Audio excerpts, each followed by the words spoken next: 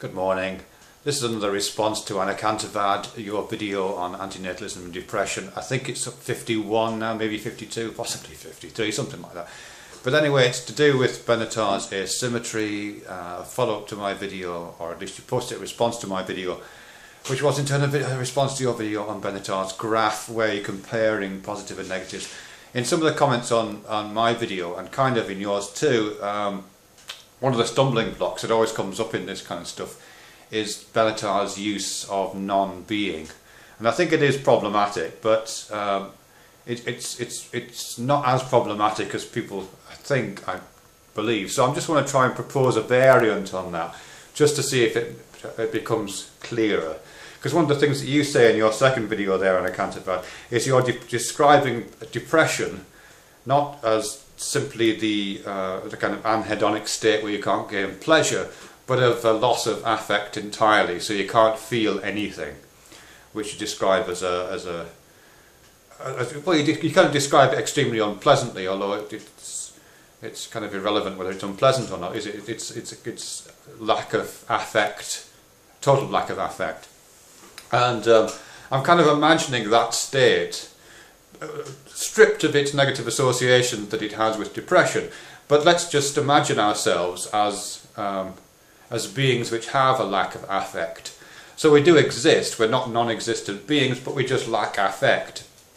Perhaps it's the kind of lack of affect you get from some antidepressants. I've got some antidepressants on my shelf here which I'm not taking, because if I do take them I get lack of affect, and I would rather feel things, even some of those things are bad, than not have affect at all. But let's just imagine that we are these kinds of beings that don't have affect. We just don't feel stuff. We don't have those positive and negative sensations. And then we're given the opportunity to take the red pill, blue pill thing. And one of the effects of taking the red pill is that we enter the rabbit hole of feeling. And there's a good chance that some of those feelings will be positive, but there's an inevitability that some of those feelings will be negative. We don't know what feelings are. This is the kind of added criteria I have to build into it. We don't know what feelings are. We've never experienced a feeling. There is no such things as feelings in our world. We have no nostalgic attachment to feeling. There's none of the kind of romantic poetry around us which lauds feelings. None of those films have been made like Wings of Desire or like the Day the Earth Stood Still, in which the capacity to feel is kind of romanticized and made heroic. None of that kind of thing exists.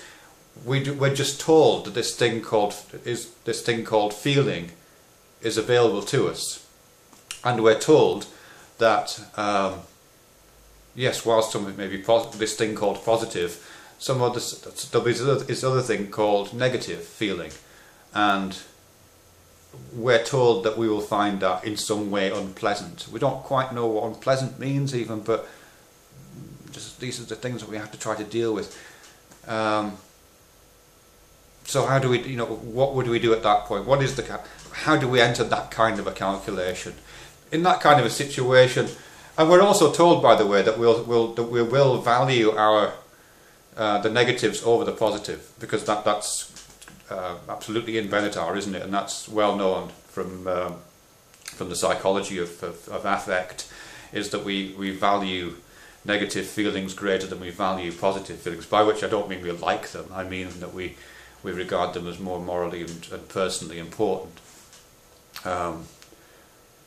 Which is why I said in my previous video that we feel it's more important to relieve a person's suffering than to elevate another person's feelings into the areas of pleasure. We value suffering more. We give it more a moral weight. So given that, and here we are, these anhedonic, affectless beings. We're told we can enter the world of feeling, but there will be this stuff called negatives, which will make us feel like shit. And we're made, and may even make some of us ingest chemicals to return to this state of lack of affect. Would we do it? Would we think, oh, that's really worth it? And as I say, we have to, for this experiment, we have to forget the romantic attachment that we, as feeling beings, have to that. And moreover, would we forcibly inject people with these chemicals in order for them to feel? If feeling didn't exist, would we think it was so vitally important around us that we had to keep obliging people to enter the world of feeling? Anyway, I don't think I explained that as well as I was hoping to, but I'm just trying to get past this idea that we're talking with non-existent beings. Let's just try and repurpose that in terms of non-existence of feeling and how that might play itself out. Thank you.